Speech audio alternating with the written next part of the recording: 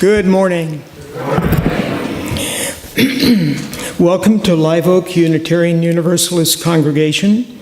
I'm Phil Norvell, and I serve as a member of Live Oak's Board of Trustees. This morning, Worship Associate Jim Ross will join our beloved Minister Emerita, Reverend Bets Wienecke, in leading our worship service. We are delighted to have her back in the pulpit today.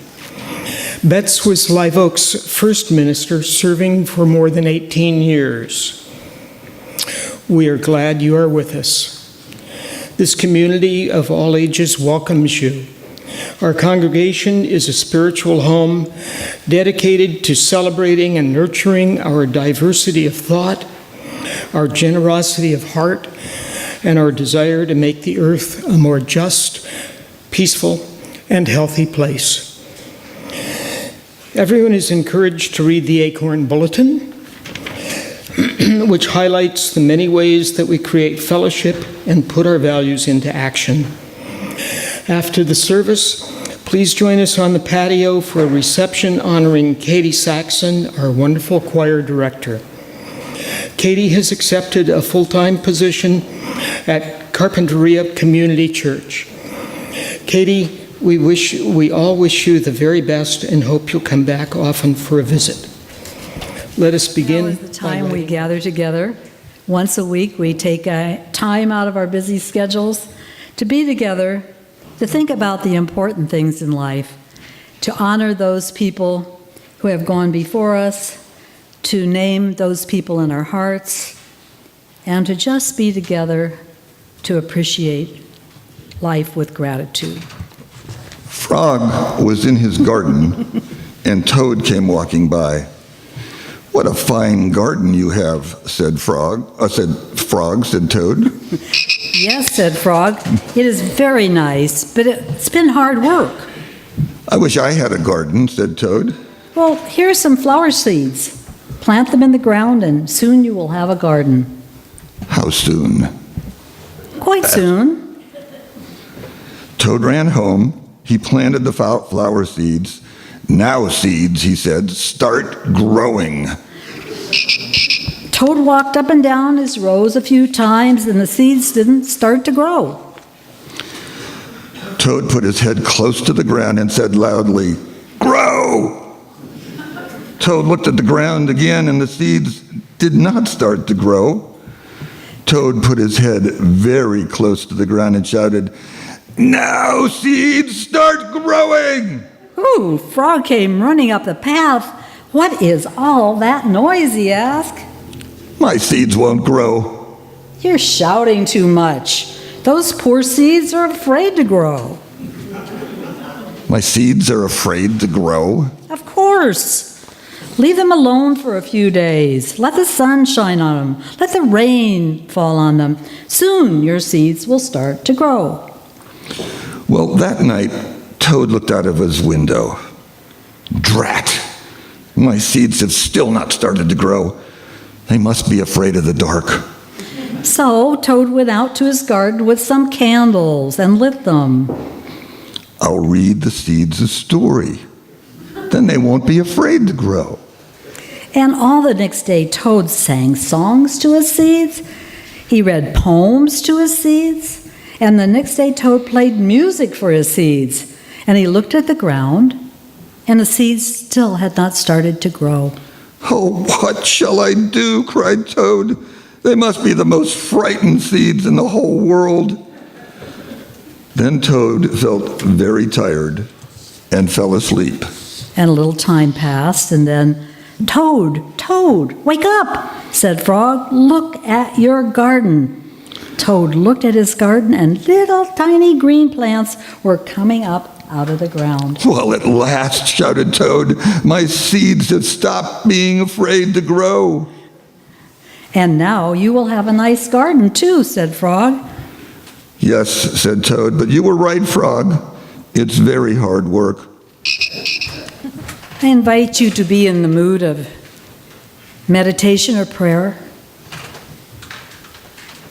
to just relax for a moment.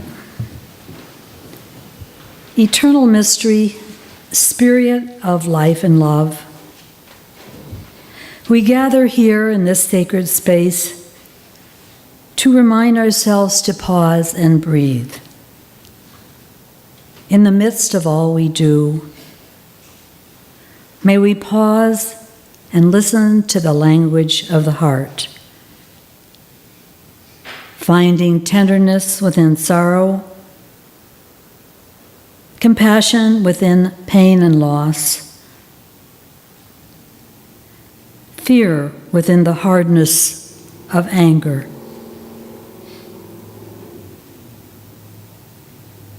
Let us slow down our frantic rush to do, to accomplish, to pause. Breathe for a moment. Allow the spirit of life and love to enter our hearts. Well, before we begin, I want to thank Marty for teaching me how to do slides with the program. I like looking out at you, but I know you're looking at me and those slides, whatever they're showing. So the old dog had to learn new tricks. Well, I'm delighted to be here. It's been a pleasure to be back with you and worshiping with you. But I have a confession to make. Something happened to me as a retired minister. I have morphed. And I've become a rather problematic church member. I know that. And I want to confess.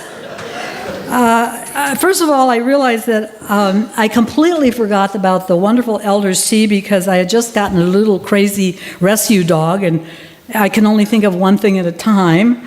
And I seem to have trouble making the service on time. And I don't usually attend town hall meetings, although that is on purpose. I'm going to leave that up to the leadership here. But I forget to wear my name tag most of the time. I go, oh my gosh, where is it? I forgot to bring food, but today I remembered for the Head Start program, and thank you, B, for always picking that up and taking it to Head Start. I didn't turn off my cell phone last week, and it rang. And finally, I realized as I went into Vaughn's that I put my shopping list in the collection plate instead of a check. Now you're looking, here it is. Next week. So I become this doddering old addle-pated minister emerita who probably would be better just puttering around her garden. Thank you for asking me, Jim, to come today. But I don't know. I guess this category of this sermon is do as I say, not as I do. Well, just about a year ago, I did speak to you, and I urged you to stay on the bus with your new interim minister, the bus driver, Reverend Thomas, and most of you did. And you needed to take up the hard work of making the healthy transition from one chapter of congregational life to the next. And you've done it. You've done it inch by inch and row by row. You've become spiritual gardeners of the Spirit. I want to congratulate you. Toad learned the hard way, just as all gardeners do, that successful gardening needs hard work and something else. It needs an understanding of that mysterious, creative, and transforming divine force that's at work whenever we try to create something. Now, I used a centering thought today as the title of my sermon. It's written by May Sarton, who was a Unitarian Universalist poet, lived in Maine. And she refers to that mysterious force of death and creation, this organic dynamic, in her poem entitled Invocation to Kali. Now, Kali, as you may know, if you're a student of Hinduism, is that fierce and mysterious Hindu goddess who usually has a lot of skulls hanging off of her. She's pretty sort of formidable because she encompasses and holds the opposites of life and death, beauty and ugliness, motherly love and destruction. So she's quite a force in the Hindu world. And I noticed when I went online that many people use her mantra for helping them get on the right path. Well, I believe you followed Sarton's advice. Help us to be always helpful gardeners of the Spirit, who know that without darkness, nothing comes to birth, as without light, nothing flowers. In another part of her poem, which is not included in our hymnal, this is in the back of our hymnal as a reading, she goes on to beseech the goddess Kali to help us to bring darkness into the light, to lift out the pain and anger where it can be seen for what it is. Sarton is reminding herself and us of that paradoxical spiritual practice.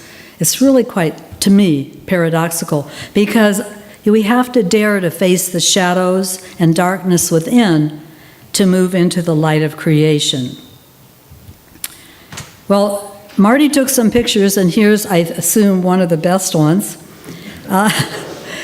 This happens, right? Compost happens. Now, Reverend Thomas isn't a disciple of Kali, at least I don't think he is, I don't know, but he has spent the past year loving you and teaching you how to be caring and helpful gardeners of the Spirit. He introduced the salon, which in my mind, the salon conversations, which were big compost piles. In many ways. You also had time to appreciate the many amazing accomplishments that have been achieved here since this little place started back as the New You community back in 1984. But you did take the compost pile and you put into it all those unhealthy ways of dealing with conflict, of ways that could be better to relate to each other. You ditched the patterns and outgrown habits that no longer worked in your shared congregational life. And you examined and analyzed what had happened and heard how others felt. And then you took them all and you buried them in that compost pile. Well, compost piles, I think, work for individuals just as much as they work for institutions. And I found that when a hurtful interaction lingers like a really bad taste in my mouth, or when I have a self-defeating habit I want to break, they can be transformed in the old compost pile. Now, my personal journal has been my compost pile, but it could be a minister, a good friend, a psychologist, a psychiatrist, and I've been writing in my journal probably as many years as I've been gardening, since the early 70s. And in it, I've tried to dig up and write down my angry, hurt feelings, my tender, bruised ego, admit to myself how my own unacknowledged shadow has sabotaged relationships. Somehow, the magic of that practice allows, if we're honest about it, to admitting our pain and anger, our hurt. It brings about a transformation in how we approach life. Often, somehow, a new direction or attitude is revealed. It just reveals itself, and we can understand and admit our pain and confusion, and then, of course, forgive ourselves. Well, why did I ever come here? I just wanted to share this with you because here I am up here. Marty said, well, maybe I was the mother hen of the church, and I think I'm more like the addle-pated mother goose. But I remember coming the first time to a church, a Unitarian Universalist church. It was in Santa Paula, very small Universalist church. And I was desperately seeking a different kind of faith. I had lived in Texas, and I had felt guilty, and I had lived in Nebraska, and I had felt guilty, and I wanted to go someplace where I wouldn't feel guilty.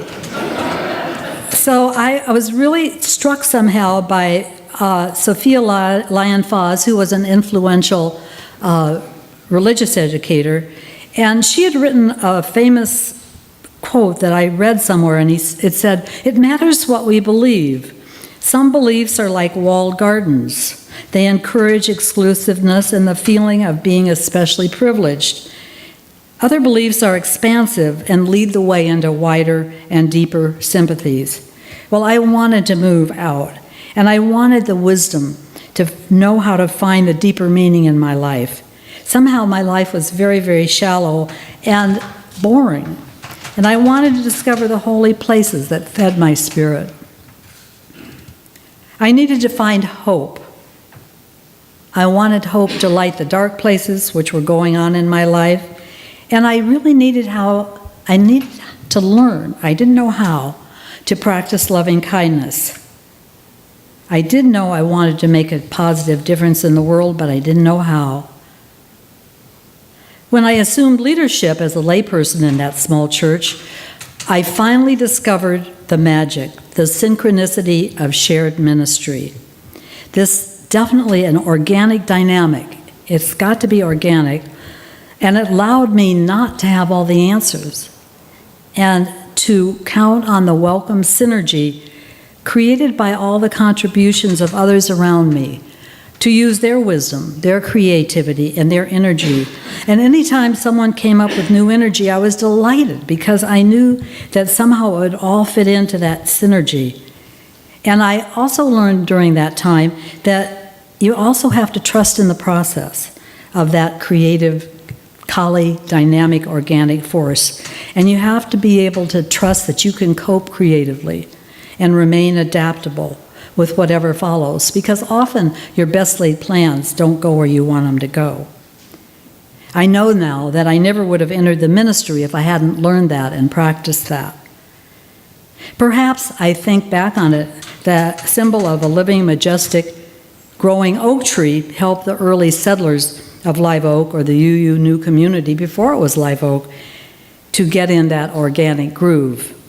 It was always there to remind us. And that first picture with the oak tree that was little, and I don't remember the Morgans, I don't know if you remember, when we planted that tree with the children and we sang, I think, inch by inch and row by row, that little one out in the front that looks a little woebegone now, we've got to fix it up, I guess, and get it, it's still growing though. And when the other day the children were given little seedlings, I thought of that, how they have grown.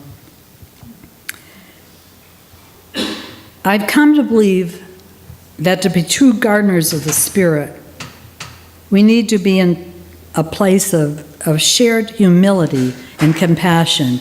And that's one thing I really have enjoyed so much about Reverend Thomas. He is so humble. He sets a tone that really makes me comfortable, and I think it probably makes all of you comfortable too.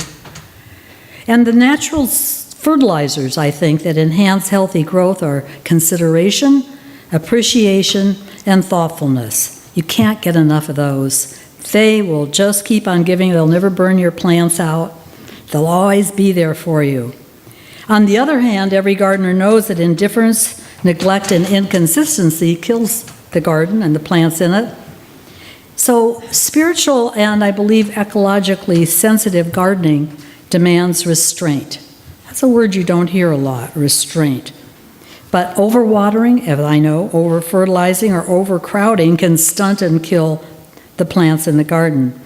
You know, it does the same thing to people, except they have legs and they can leave.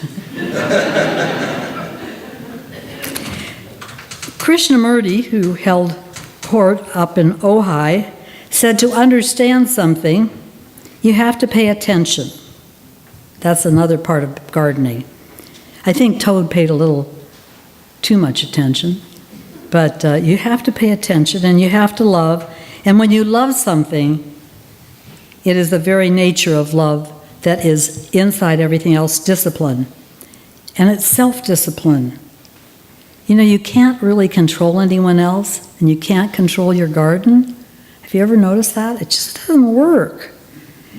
But we need also, I think, the discipline of boundaries that enhance relationships, and that's why we have covenants.